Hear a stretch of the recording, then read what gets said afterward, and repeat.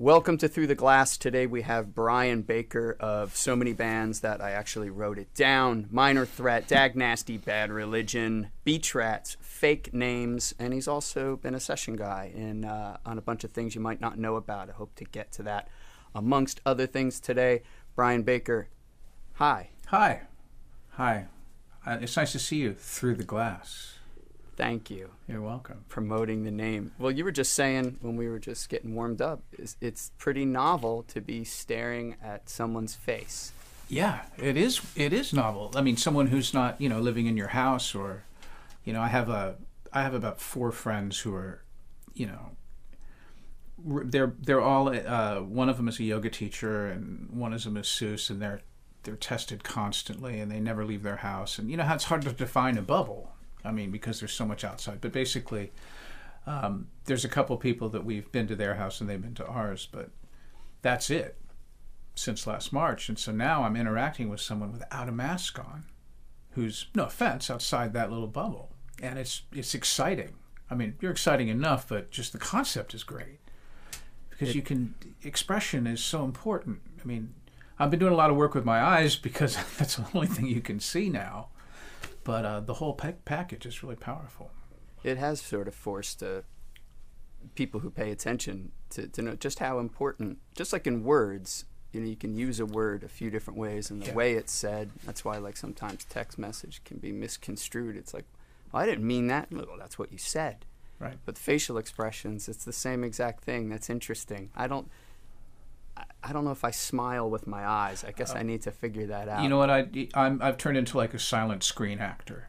My eyes are going for it. I've got all these new things, like the exaggerated winks, and I'm old, so I have crow's feet, so I can crank those up so they know I'm smiling. You're watching some Chaplin films for some direction. Buster Keaton. That's the eye guy. Watch Buster Keaton. He's the one. Yeah, he's the man.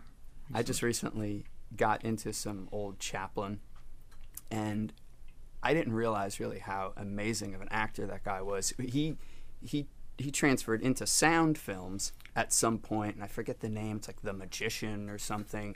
It was one of the best acting performances I've ever seen, and it was his early sound work. And I don't think it was just because he was able to be the expression guy and the bombastic hand and body movements. But he's a genius. Killer. Yeah, he was a genius. I didn't know. Yeah. And I just recently found out. Buster Keaton, though. So what... Buster Keaton, who is a contemporary of Charlie Chaplin, who is in period, like in the, I would say, I'd have to have my phone out so I could quote appropriately, but with my armchair knowledge of Buster Keaton, in the early 20s, mid-20s, that they were Pearl Jam and Green Day.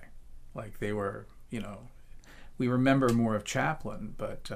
Keaton was a pioneer in so many ways. Keaton, I believe, was one of the first to write and direct his own films.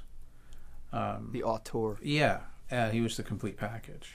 And there's a lot of Buster Keaton things that people then took, and that's like so Buster Keaton, he's Pearl Jam, and then he spawned the Stone Temple Pilots of silent film after that. What? So you're a busy guy. You're in a lot of bands. Yeah. So this, 2020, I could assume I know what the biggest change was. You're not touring, you're not grinding, but how does a guy like you, who's in so many bands, stay creative in a year like 2020? And I assume you need to constantly be working and be stimulated just by the breadth of work that you have. It was... Initially, right when this hit, I was almost going to walk out the door to go start rehearsing for the Bad Religion 40th anniversary touring cycle, which was going to take us, from, I would say, I was going to be gone from the end of March and be working through probably this coming up April, on and off. One key to longevity in a band is don't go out for more than 5 weeks, and then take the equal amount of time off before you go out again, so it's still fun. And so it's not like a total year of being gone, but that was the plan. And then of course that disappeared, and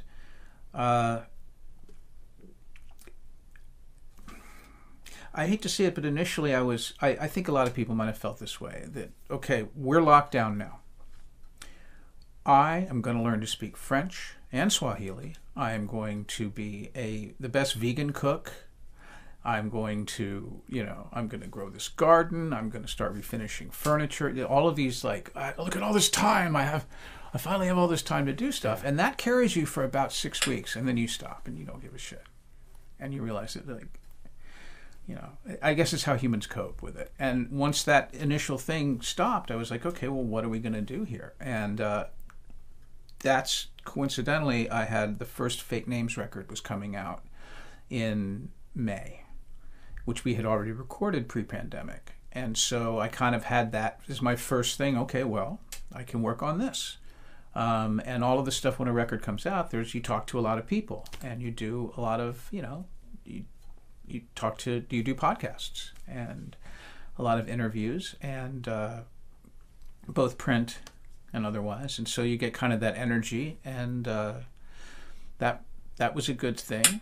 And I'm really glad the record came out when everyone was locked down, because what do you need? You need music. There was bad side is we couldn't really tour the record, but I don't know. I think it's great to have new stuff come out when people are so, understimulated.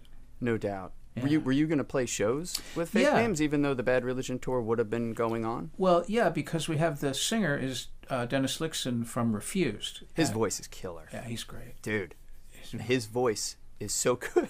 I love him. And yeah, he's great. He's so talented. But, Refused are a big deal. So we were going to wedge in, because he had a full schedule too. So we were going to wedge in space. There were spaces where we could go, and where we could make it happen, or stay. I would stay in Europe for an extra week, and the other guys would come.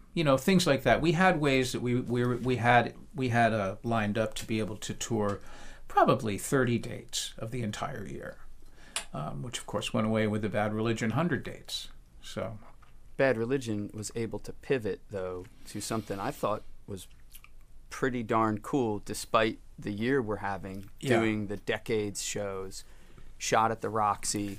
So for those of you who don't know, that band's been doing it for 40 years, it's really inspirational from a creative angle, from a grit angle, and just from just pushing through 40 years. And they did shows. It ran like every week, and it was a decade. Yeah. Each performance was a decade. I got tickets to 2 of them. I really dug it. How was that? Because ultimately you're playing in an empty club, a club you guys know well, because you had shot stuff there before. Yeah, it's an iconic LA venue, and also we have friends there, and we also you want to kind of try to help a venue stay open, and one good way to do that is to rent it for 4 shows. So it was kind of a no-brainer, but we only shot that stuff in October, so I had a pretty long slog before I could do that, and it was great that we did it, and I really enjoyed doing it, but that was only a week of my life. That was a week where I was and I was freaked out because I had to get on an airplane, which I didn't want to do, and then I go to Los Angeles, which is, Neptune Township is nice, but it's not really the same energy as staying at an Airbnb in the middle of LA. It was just sort of with all this, the pandemic, and my approach to it has been to be, incredibly locked down and really just not leaving my house for much other than supplies and exercise. So I'm in LA, and it's like, wow, look at all these people, and just running around carrying on like it's just LA, and it was kind of a shock to me. It was weird. It made me feel a little claustrophobic, I think. When you talk about exercise, you seem to be a relatively fit guy. I had a couple, like a 15 minutes of excitement and fame when I was younger and touring. And the first thing I realized is when you're out on tour, it's very hard to stay healthy. And half of the people you meet are looking to make you more unhealthy in various ways. So Yeah. I realized that right away. And how do you stay healthy with a touring schedule? Like, is there a regiment, or Yeah. are you just so disciplined at this No, point? bullshit. The reason why I look okay now is because I'm sober. I stopped drinking 8 years ago. And that was the biggest thing, because not only is the booze weight, but, you know, now you have a lot of extra time in the day. And I decided that, well, yeah, I could run and ride a bicycle instead of sleeping off a hangover. And took a bike on tour. I still do from time to time. And just try to move every day. You know, on show days, you might not want to ride for 30 miles, but 10 sounds good. You know. Do you bike a lot around here? Yeah, I do. Not as much as I would like to. I've discovered in moving here that that New Jersey drivers tend to be a little less tolerant of a man dressed as a superhero on a bicycle sharing the road. It's a little different. In D.C., where I've spent most of my life, there's a really great infrastructure for cycling. But where we are here right now, it's really not good. So you have to... Neptune. You said Neptune. That's my hometown. Is it really? Yeah, I was born in Neptune.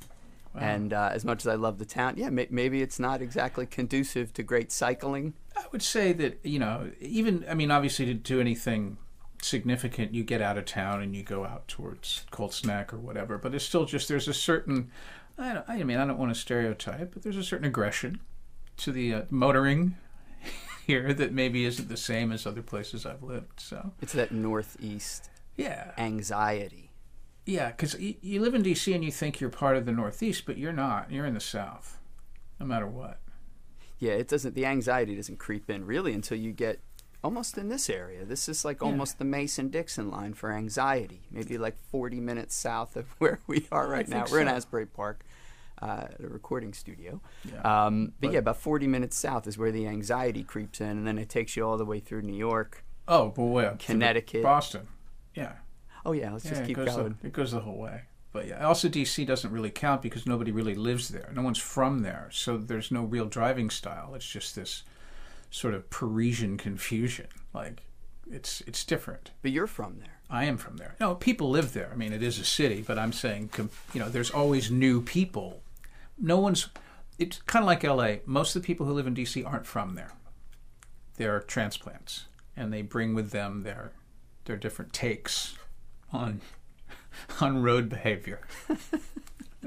Not sharing as much as they could. No, they aren't. But yeah, just as far as the health thing, it's like one other element to it is that when you're in a band that's been around as long as Bad Religion, and we're all in our mid-50s, and you know, when I go see a band that's in our age group, the last thing I want to see is kind of like a fat, wasted old dude who doesn't want to be there, who's just hammering out the hits. It's like, it's just so uninspiring. And I think that, you know, part of Bad Religion's enduring success has been to really remain relevant and to stay curious and to give a shit.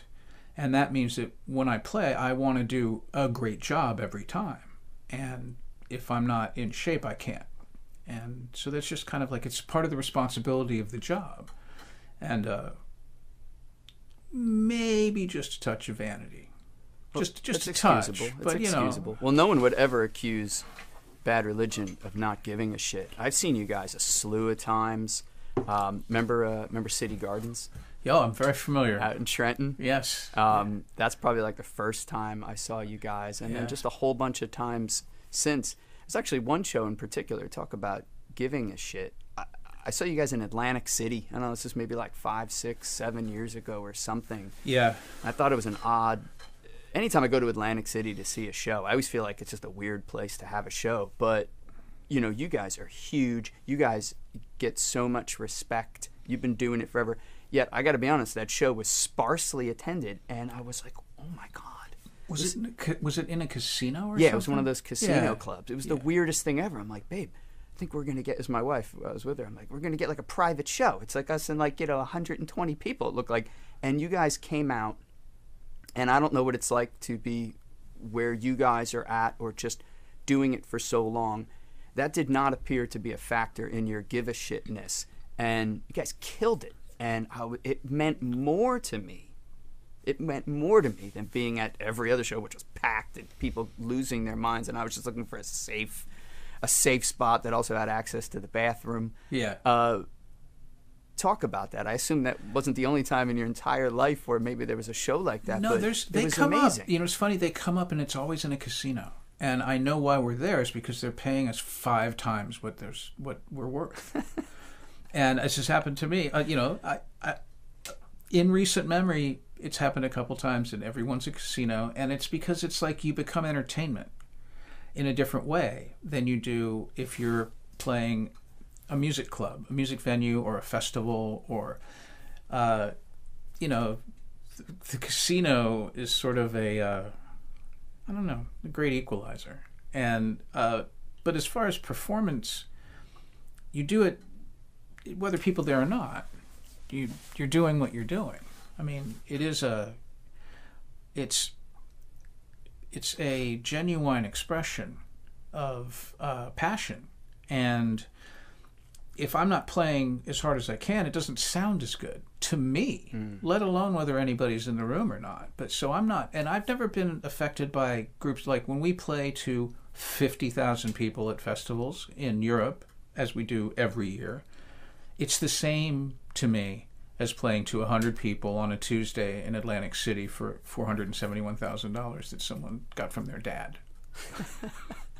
Well, it was inspirational, man. It reminded me, too, one of James Brown's last shows was in Asbury. So, the convention hall. Yeah. Sure. I was supposed to play there. I was playing there in April of 2020.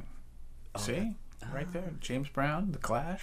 One of his last shows was there, and unfortunately I didn't make it for whatever reason. Sometimes you just sleep on something. You assume things are going to be around forever, too. Yeah. Like, I can catch James Brown or something like that. And someone told me a story. It was a similar situation where there really was not a crowd there. And he came out with the full thunder that you assume. I don't know if you've ever seen him. Yeah, I think I saw him live in D.C. when I was. It was before punk. I think I saw him at. I have a memory. My father my father worked in the news industry, so he would get tickets to stuff. But I must have been really young. But in any event, he's a professional, or was a professional, and that's another part of it. That's what pros do. It's awesome. It's inspiring because maybe recent culture or popular culture or whiny culture, it's so affected by the moment, so affected by what's someone going to think, or I had this expectation of something. Yet there's something to be said for examples of professionalism in the arts in particular, which is rife with unprofessionalism. And I don't have to tell you. No one wants to see the tantrum. That's all I gotta say. Just don't. You may be having some problems up there. Whatever, but that's really not. That's the part you don't want to share. Well, it's a good lesson, I think, for artists coming up, younger artists, or even older artists who are still grinding and doing their thing. Professionalism. Yeah. Well, I was a mess for most of my career. I would throw tantrums and throw guitars and complain and do all kinds of stupid shit when I was a kid. On stage. Yeah, but when I was a kid, when punk anger, I'm smashing the guitar because I'm upset about my girlfriend, and this is apparently an appropriate venue to share that kind of thing. It was kind of part of it. That the on-stage therapy was kind of a part of it. But I didn't really figure out that that's really not fair to the audience until I was in my 30s. How does that's interesting. So I assume you're referring to the Minor Threat days, and that band, of mythic status. I remember when I started playing shows and getting involved in what was called the hardcore scene in this area at the time. I'm in my mid-40s, so this is like, I don't know, when I started playing shows like 92 or something. Minor Threat t-shirts. I didn't know the band at the time, and it's like people were like, You better. I knew Fugazi. Yeah.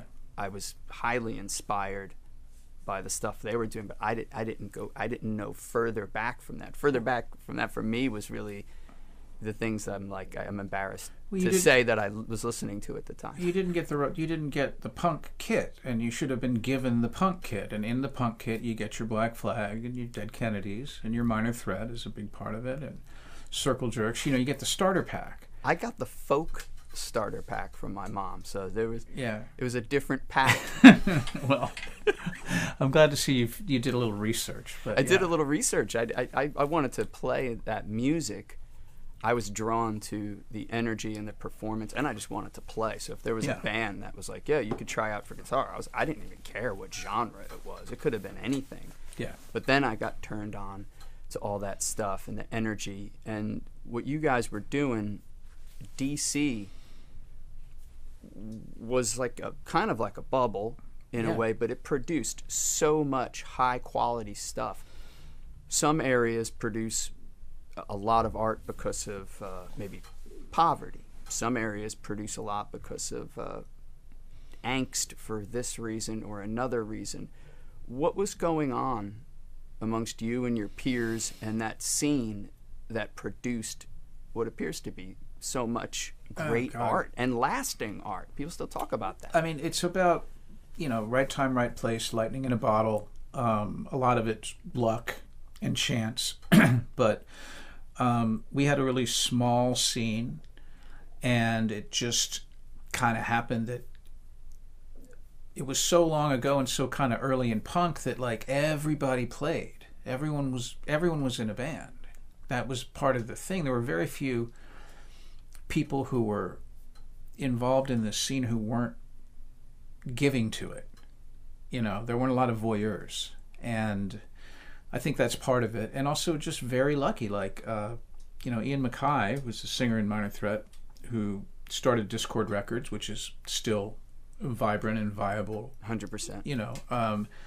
What he is a genius and a great dude and smart as hell and wrote great songs. When he was in high school, he wrote great songs that are still good.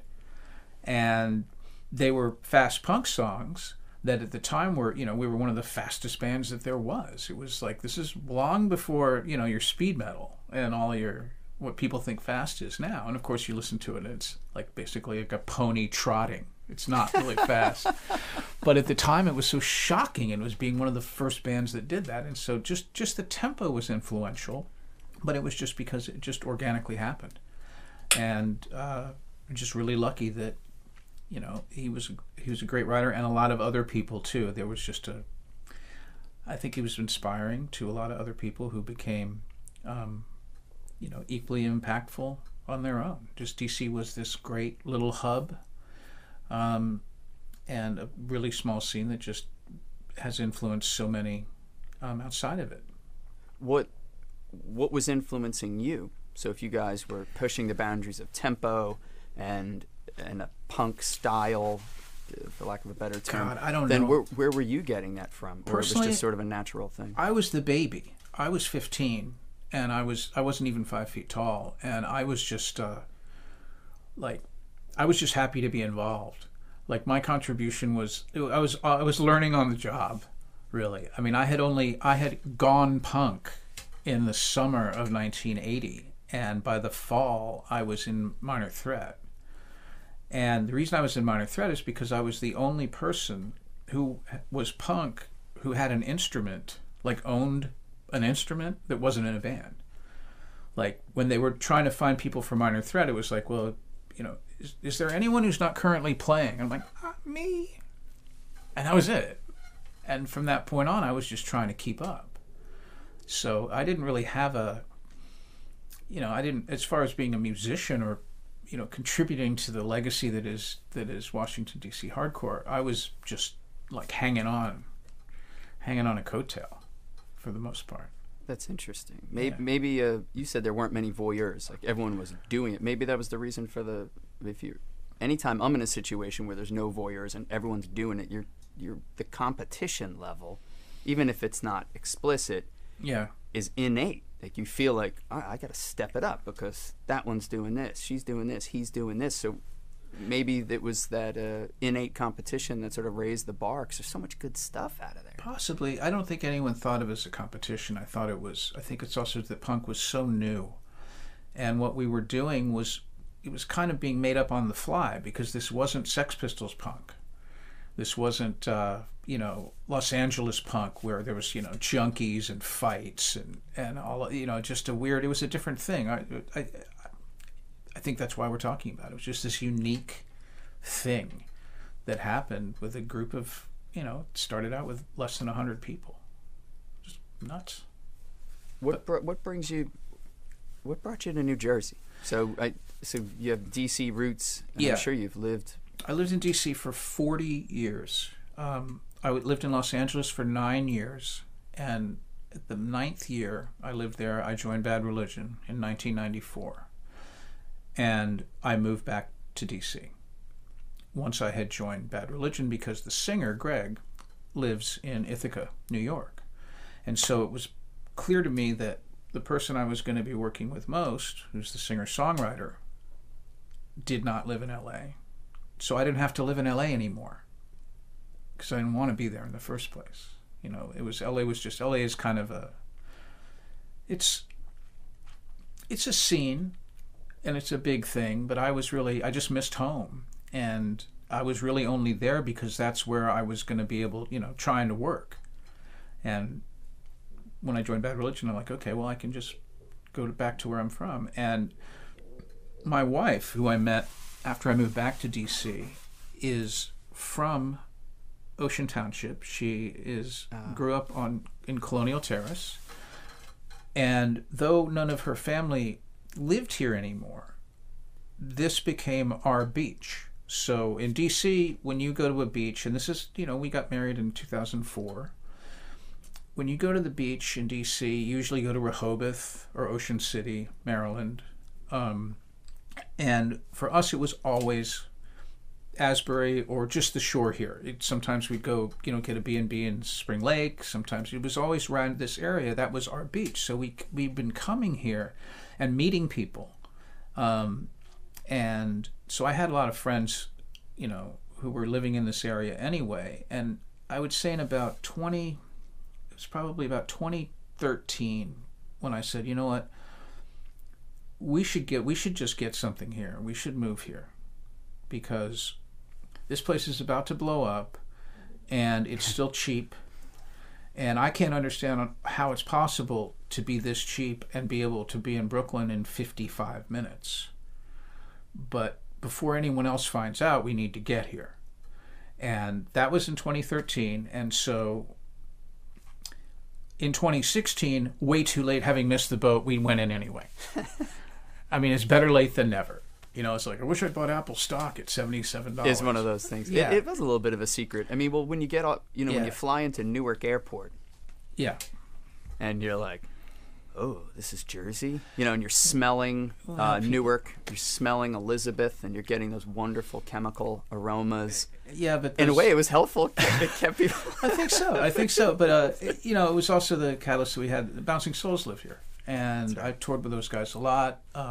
Love them. And, and they're kind of their Kate Hiltz, and they're, the other people that are part of the Bouncing Souls thing, the people who work for them, and so I was attracted to the space. I mean, I knew New Jersey was good anyway. I mean, I wasn't fooled by the airport, Well, you guys had played the Pony a bunch of times over the years. Sure. And, growing up in D.C., I mean, it's close enough where you get it. It's not just an airport in a Sopranos episode.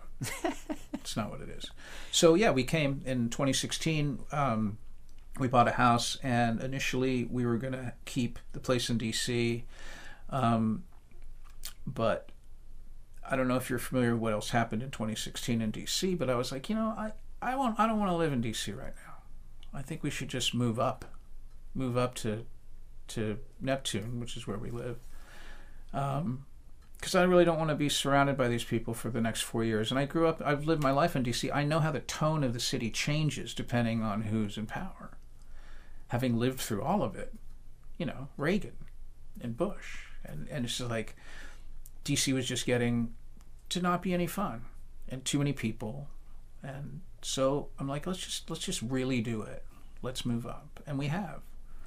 I assume you still have your finger on the pulse of the tone in DC. So this episode will air probably in about 2-3 weeks. But yeah, 4 days ago, there was something I had never seen or had never heard of in my lifetime going down in DC. Really? What are you hearing? Oh, you mean sedition? You mean complete disregard for the rule of law? Yeah, I mean, this is what you're seeing is real. I mean, this is the culmination of much longer than 4 years, but for the purpose of this argument, for 4 years of an administration who's actively fomenting civil unrest for their own financial gain, and it's a repulsive point in our history.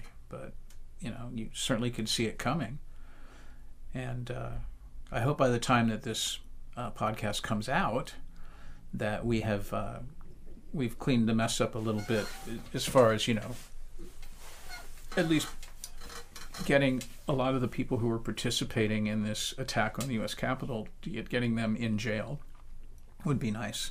And then, of course, the aiders and abettors from including people who are currently holding Senate seats.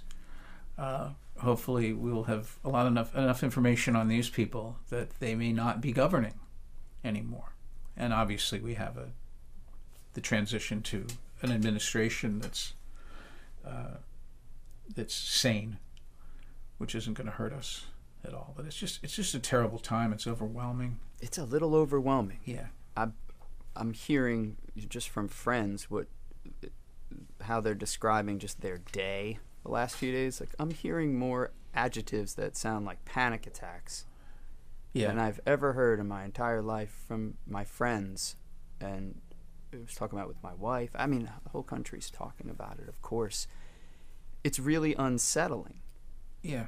It's really, and I don't know how it's going to pan out either, because there's been so many unprecedented things, and unprecedented can be good. Unprecedented can be an opportunity for change. But when unprecedented is something that then be scary or highly illegal or dangerous or murderous, then it's like, well, okay, that's the blueprint has been laid down, so that is certainly going to happen again now. It is. I think that, it's just, I mean, this is, we could have a number of shows dedicated to just this. That's right. And I'm kind of, I'm addicted to Twitter, not as a poster really, but as a news gathering source. And so I do a lot of doom scrolling. But in general, I mean, the overview for me is that there are, a significant portion of the country has been,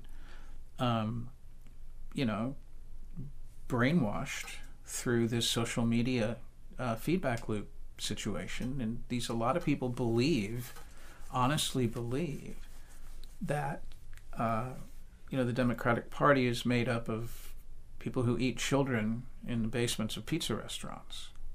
Like, they believe this. I mean, I wouldn't put it past them. There are a lot of people who believe in God, and that's equally as ridiculous, as far as I'm concerned. It's so we gotta stop the feedback loop. I don't know how that happens, quite honestly. I mean, social media has sort of replaced what Chomsky co-authored, the manufacturing of consent. Yeah. It's this. It seems like it's a more mainline, streamlined way to manufacture consent in a way that wasn't imaginable. I don't know, whenever he wrote that book in '80 or something. Yeah. I think a good start though is policing the misinformation that's on it, and a good way to start is by pulling the fucking president off Twitter. That's a huge step. And the idea that the people who are barking about this First Amendment right don't understand that the privately owned business that provides a free service that you may choose or choose not to participate in has nothing to do with free speech. It's like, this is, being able to finally have the balls to take toxic, dangerous language out of people's hands. You know, it's different than it's not the government doing it. It's about civility, and it's about not yelling fire in a movie theater. And these are private companies that Yes. have to make these decisions. So Exactly. it's also it's confusing for people too, because they might confuse that with legal pressure. But ultimately, these are private companies. Sure, and for the most cynical of us, you can also see that it's probably not as good a business model to be, you know, supporting American Nazis is probably not going to get you as many advertising dollars. I mean, you have to take the dark side on everything. But Not the best move. Yeah, but the benefit to, you know, someone like me who's not crazy, I don't think, and cares about people, is that, you know, there's going to be less people who are living in a fantasy alternate reality that's, you know, caused by this misinformation. Well, I hope people, you know, I hope people can scrub their sources a little bit and use this past year maybe to find better information sources, or learn how to weed things out. I mean, they really don't teach that in schools. They don't teach so much. anything in schools. It's so... You know, like how to vet sources. I mean, I teach my kids how to do that, but you know, I don't think schools are taking a heavy hand. I would say that the public education system in the United States for the last 40 years or so hasn't really been doing a great job of turning out our best and brightest. It's just in a different world now. It's just, imagine that. It's just, I just feel so terrible for people who can't even get a good education. I mean, of all the things that you should be able to have besides, you know, in my opinion, of course, healthcare, but the basic rights of being an American, the basic benefits are not really that beneficial. People are just, they're dumb and they're mad, and they don't like people who don't look like them, and they're scared, and it's just so terrible. Education is the key. It didn't have to be this way. Early childhood education I think should be right there with health care. 100%. For people, you know, health care maybe more as you progress through life, and early childhood education, you know, 5 years old, whatever it should be. Actually, Neptune has some really good programs. Yeah. In their public school, but it's not something. It's certainly not statewide. It's certainly not nationalized. That's No. for sure. But that would be a good place to start, because if you're not getting it in the classroom, and not that government should really be your main educator anyway. No, it's just making it. It's basically prioritizing what's important about, you know, the human condition, and that is, you know, health, good food, a clean environment, access, you know, an education, a reasonable primer on how to live. I mean, this is not, you know, there's in Europe, we don't have this conversation. You know, it's kind of sort of a given that you want to have an educated populace. And it's an awareness too of how things work. Yeah. Having an awareness of how things work. For me, it certainly wasn't my school. It was punk rock music. Was highly. It was an educator for me. Yeah. Bad Religion being one of them. Public Enemy. The Clash. Music like that really was ultimately my history teacher. It allowed me to think way more critically. I wasn't aware of so many things. Oh, that's not what I learned in history class. You know, Chuck D in particular really sort of laying it down. Yeah. On some of those early Public Enemy albums. Bad Religion, certainly. You know, I know there's a few songwriters at different times, but maybe Greg takes more of a primary role for those songs that are a bit more literal. It's really on a song-by-song basis. But even when you're saying you're being influenced by, you know, Public Enemy was a great educator, it's because there's smart people in Public Enemy who are saying great things. And it's, you know, that's the example I'm talking about. Being taught by Chuck D would be the same. It'd be great to have a Chuck D teaching fourth graders. Yeah, that's right. About society. Wouldn't that be great? It's thoughtful.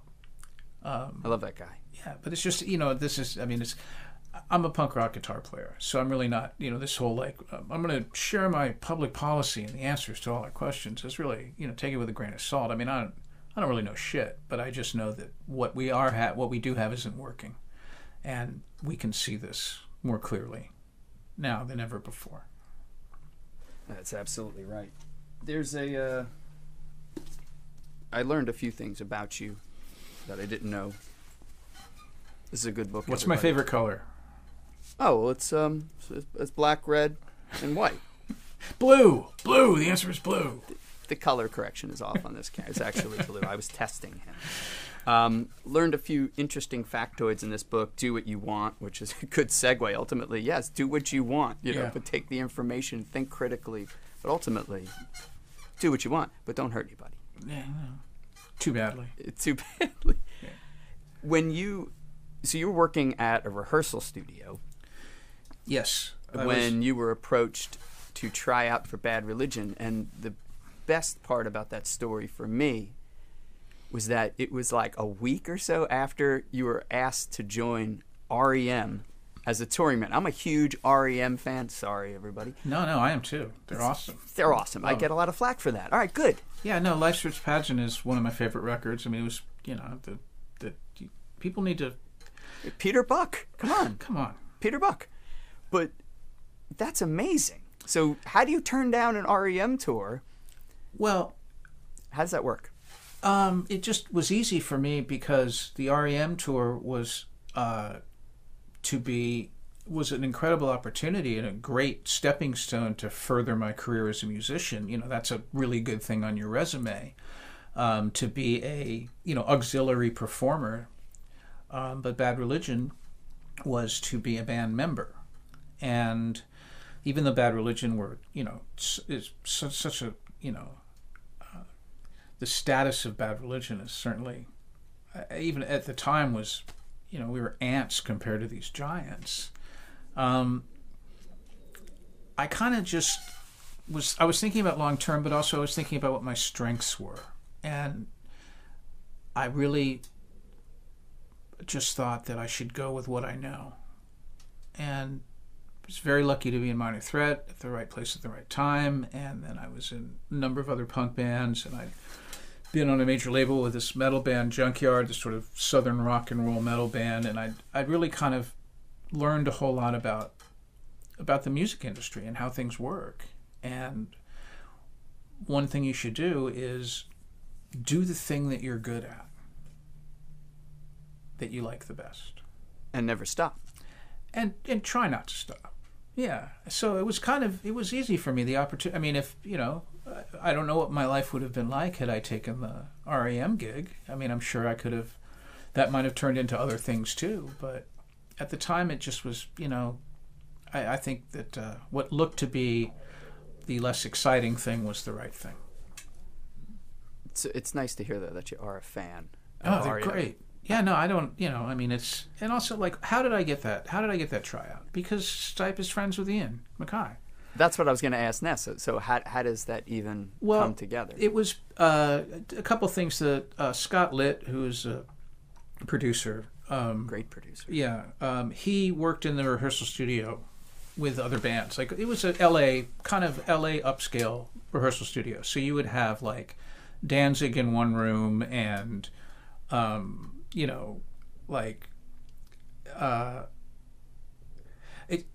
it's hard to say because it'd be like people who just showed up were paying by the hour, just like complete, people who are just starting out and learning. And then you would have much Danzig or Stone Temple Pilots or, that kind of like, B-list. I mean, it wasn't quite like where an REM would rehearse, but it was like right there. It was expensive enough, and you could get a lockout room, and the equipment was just good enough to get real money. And so Scott Litt was there. I met him because he was working with Juliana Hatfield, making a record with her, and I kind of, it's like I'm working at the studio, but people who are in music know what I've done. So it's like, I mean, everyone knows that, like, there's ups and downs, right? So it's not like I'm this sort of like this guy with a broom. It's more like, well, oh, there's Brian, like, hey Brian, you know, I don't remember how it was. It was something about like helping him get a guitar sound, or I had just met them too, Juliana and her band, and they were so cool, and it was just kind of hanging out, and I was sort of like a goodwill ambassador for that project, like with her band. Like, I don't, you know, I just don't really know. I guess it was a vibe thing, and so that's how I met him. And so I think that I kind of got on his radar about somebody that might be good to come and help out for a touring cycle for REM. And then, of course, Ian and Michael, being friends, probably helped too. You seem to be an ambassador. That picture's painted in the book, primarily when talking about the legacy of Bad Religion. It seems like you've kept according to the book, so please correct me if it's not accurate. No, the book is accurate, because that book is us talking, you know. Well, then... That's why it's called authorized biography. It's authorized. It is authorized. Yeah. That is true. Favorite color, blue. Yeah. The book's authorized. Yes. How is it...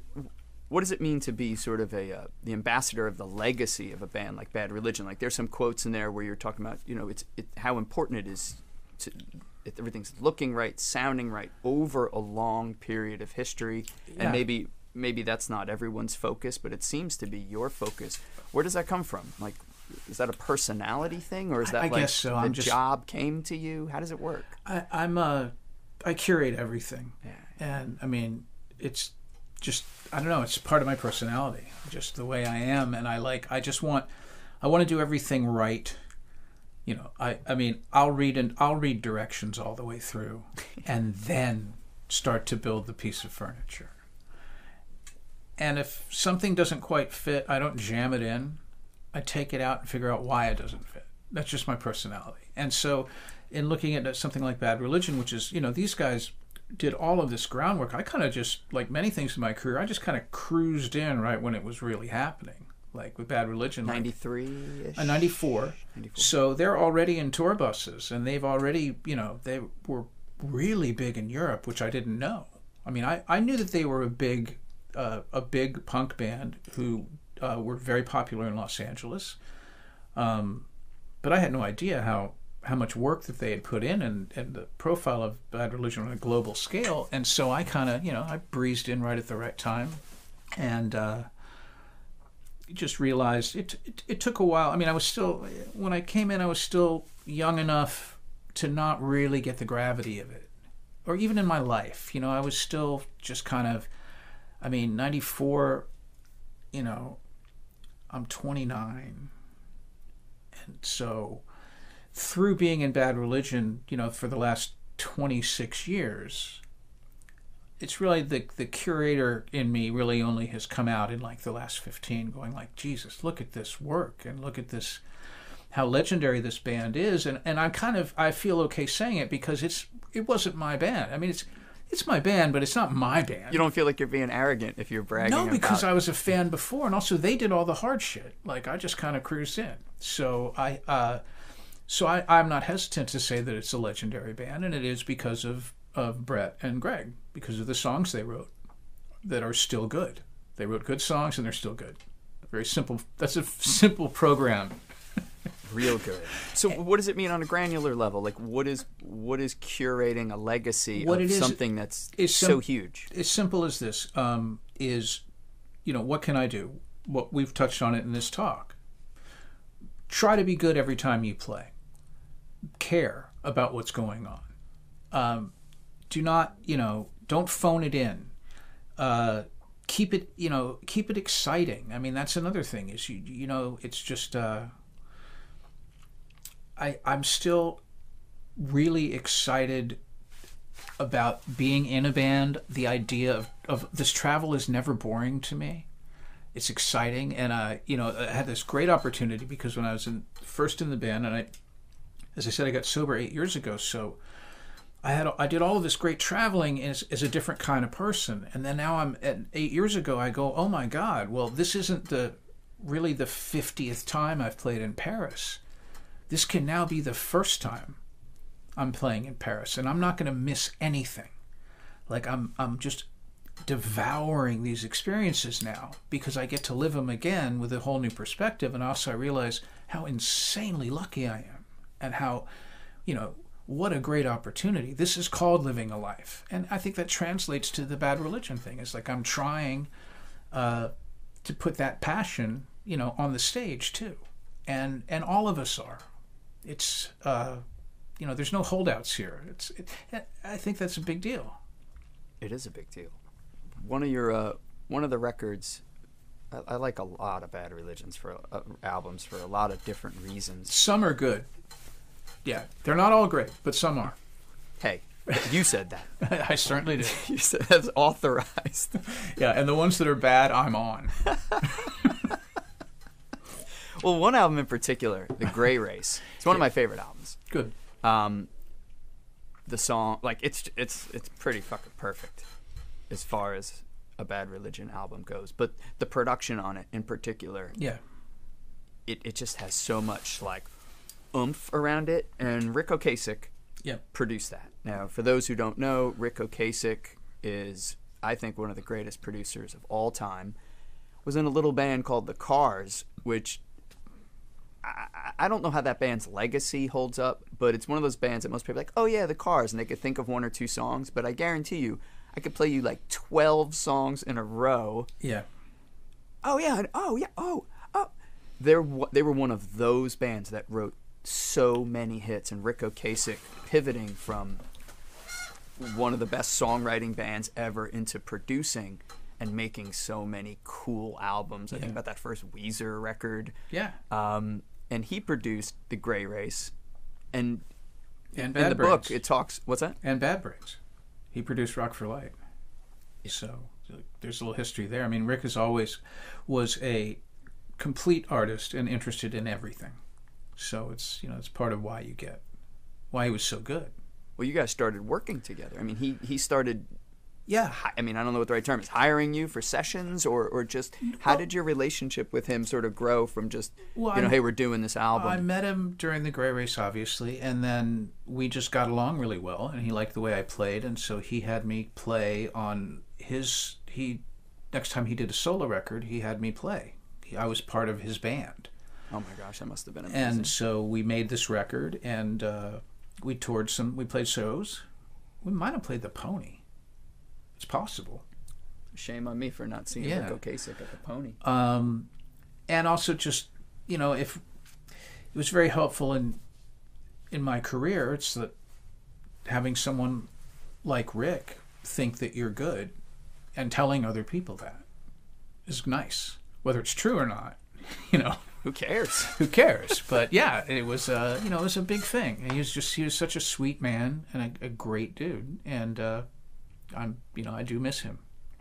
What's some of the secret sauce? I mean, you've worked, I assume, with a ton of producers, and I'm sure a lot of stuff you've sort of self-produced. But what makes a Rick Ocasek? What are some things for the budding producers out there? Well, what are some tricks?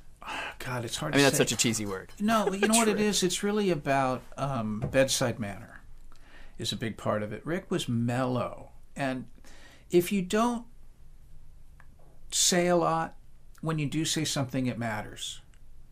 And Rick had also, he had spent a lot of time with our material and knew what he was going to do when he came in, and he didn't really explain everything to us. Why do we need to know? He knew how he wanted to mic a bass drum because that's the way he'd been doing it, that he liked for a long time. So we don't discuss how he's miking the bass drum because it's Rick. It's I don't know. He just seemed, he was smooth and relaxed and unflappable, and it also helped that I think almost every idea he had was good.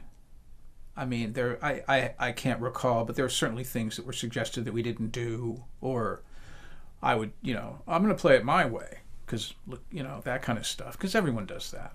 But, well, you're bringing your art into the scenario, so just working with a producer in of itself is a bit of a, ego check for a lot of artists, just to begin with, no? I don't know. I mean, me, I just always, whenever I've had real, big-time producers, I just still can't believe I'm in the room. Like, how lucky is this? So I was never hesitant to take notes. But just little, there would be little things like, oh, wait, I have a better idea for this melody line. And if it was better, Rick would go, oh, that's better. And we did it. And if it was worse, he'd go like, no, I think we should do the other one. Okay. It's just that simple. Like, it was never confrontational. He was a natural. Yeah, total natural. And I've had I've worked with other people who I won't mention, but that are very, it's about power to them. And it's about imprinting their mark as producers, and that the band is just a tool for them. And for Rick, his idea was to make the band sound the best that the band can sound. It was the band was important, not the producer. Very nice. And as far as the songwriting, so arrangement of the songs, would he, like an album, The Gray Race, is he involved in that too, or did the songs come pretty fully formed? They came pretty fully formed. I think that there were probably a couple little things that he did with Greg, because that was Brett was out of the band. I mean, that's why I was in the band. So it was down to really one songwriter, and Greg wrote the majority of the material. I brought in guitar parts and things, and probably I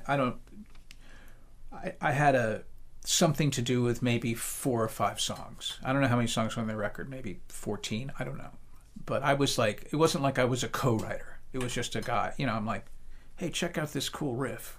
Ooh, okay. I'll write words to it. That's really not songwriting.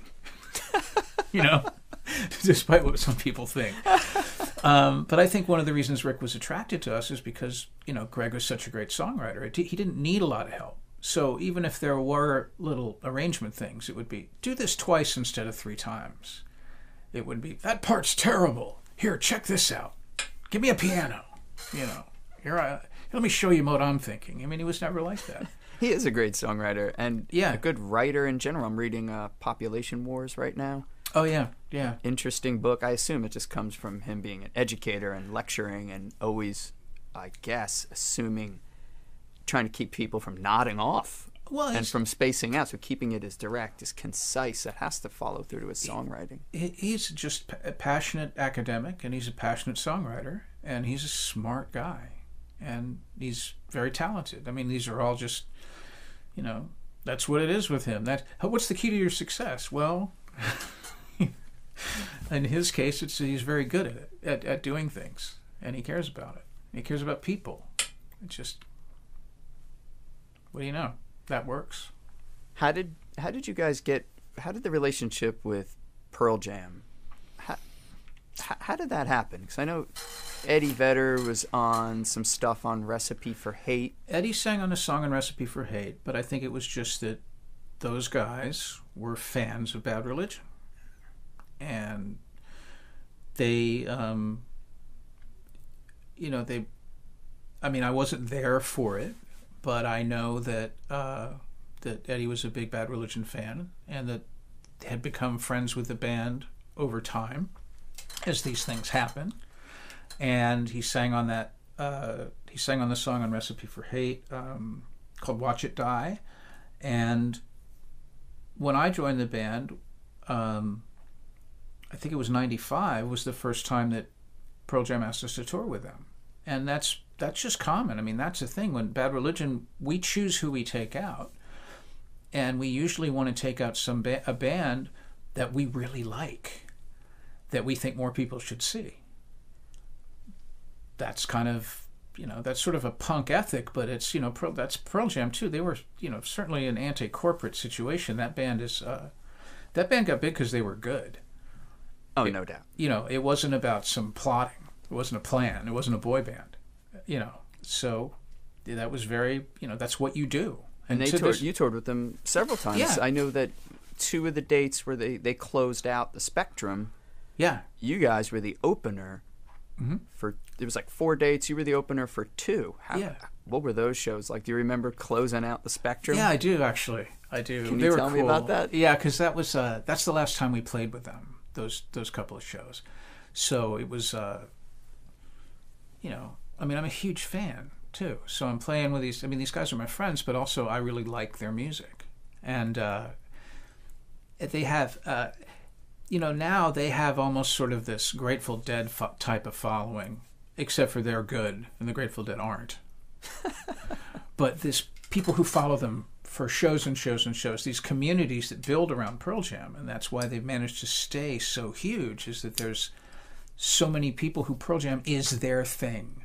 And so opening for a band like that is hard because, hi, we're not Pearl Jam.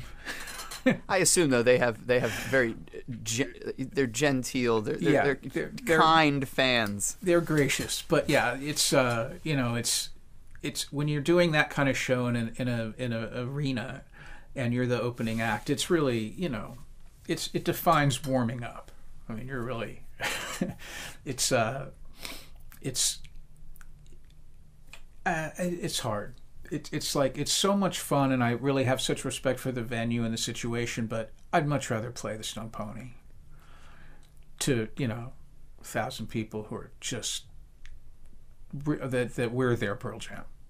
You are the Bad Religion is the Pearl Jam for many people. Like, you are that thing. You were describing that from a distance, but like I see that as part of the legacy, and I know you see people bringing their kids to shows how it becomes generational. I'm gonna tell you a story. This is like a couple weeks ago. We're at the dinner table, and my kids are 8 and 6. The 8-year-old goes, "It's just perfect." And I was like, I've been ready for this question for a while. Dad, how come we don't have like a religion? And I'm like, all right, been ready for this. And the little guy right on cue, he goes, Gabriel, we have Bad Religion. And that's a true freaking story. And I've been wanting to tell a million people, and I wanted to hold it for this to tell you personally. Wow. So it was sort of like this moment. First of all, it was hysterical, and we fell out laughing. And I got to evade the answer, or at least for dinner. We talked at bedtime that night, and I gave him the appropriate answer. It's so hard to give an answer, too. Well, I don't know. For me, it was like, hey, dude, just like in anything in life, people do them. There's a million ways to do anything. Religion is just like that, I believe. I said I never had a definite answer. Yeah. So I chose to stay on the sidelines. If I see good things going on in a religion, like, oh, that's cool. You see shitty things going on, hey, that's shitty. But that goes on in everything. Yeah. In politics, in business. Religion is no education. Religion is no exception. So I just said, hey, but as you get older, you might dabble. That's cool with me. I love you no matter what. It's so personal too. It's so hard. I mean, I'm an atheist, but everyone in Bad Religion isn't. A little secret, It's I'm a big fan of faith. I'm just not a fan of dogma. I think that's really what it is. Well, people confuse the name too. I think people think it's an atheistic ethos in the band, but it's really not. It's more a Bad Religion is anything that's a dogma that you're blindly following. What it is a bad band name that children thought up in a garage in 1980 that never thought would matter because it was making fun of Jerry Falwell. Oh, and had a Ghostbusters cross over a cross. I mean, it was, no one really was thinking long term. Dude, what was going on with those guys in the 80s in America? How did they rise to such prominence? How did that happen? Oh, the rise of pay-per-view evangelicalism. I don't know. It just people like to be suckers. I mean, shit. Look where we are right now. Same thing. It's the same exact thing. Yeah, it's the same thing. Well, for me, it was that moment with my little one where I'm like, it reminded me, I guess, when you're talking about how Pearl Jam is this intergenerational, Grateful Dead-ish thing. That was the moment that solidified you and the rest of those guys for my life in that moment. I was like, yeah, and that's awesome. I love the multi-generational concert goer. I love it. I love meeting kids, and people do. They bring their kids.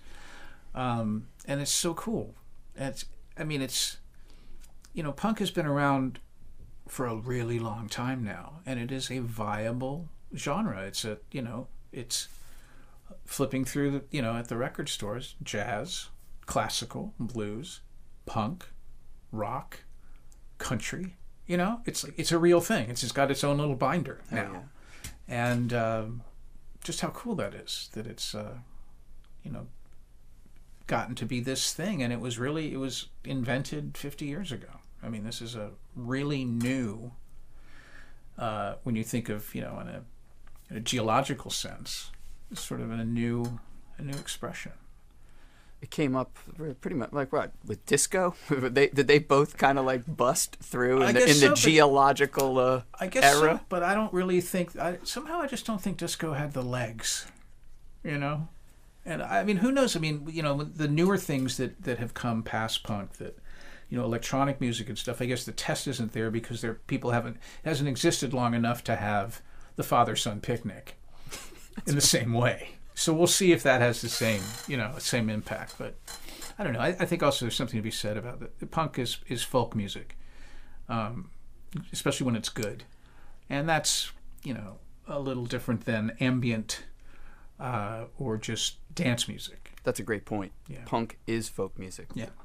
And in fact, Greg Graffin puts out pretty much like folky solo albums. Old-timey, my friend. We're talking, it's Carter family kind of. Totally. Yeah. But there's no difference. You rock it out, get some Baker in there, and you speed up the tempo. Oh, no question, yeah. And it's a great place to steal from because so people aren't really as familiar with like the light crust flour doughboys and mid pre-World War II Texas swing.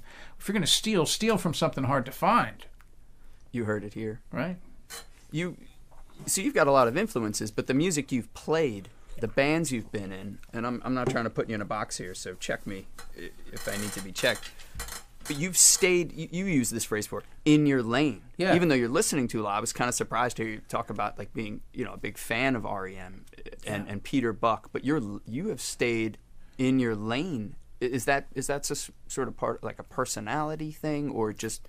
I think it's just because I know that I have the most experience at it, and that I know that it's unquestionable that I do know how to play punk rock guitar, and it's just refining that. It's taking something the thing I know best and always working on that it's just very rewarding to me. I mean, I love playing, my other guitar personality is Angus Young, and I love playing that kind of sort of blues, British interpretation of American blues based, that tempo.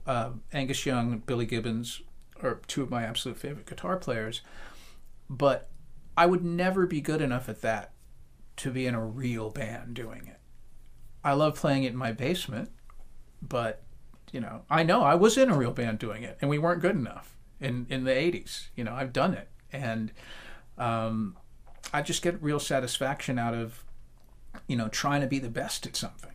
And with the punk rock, playing punk rock guitar, that's an attainable goal.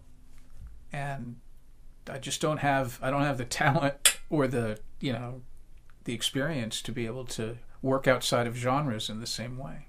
Find your strengths. Yeah. And continue to hone it. Yeah, exactly. Find what they'll tell you at a TED Talk. It's like, find out what you're good at and then do that.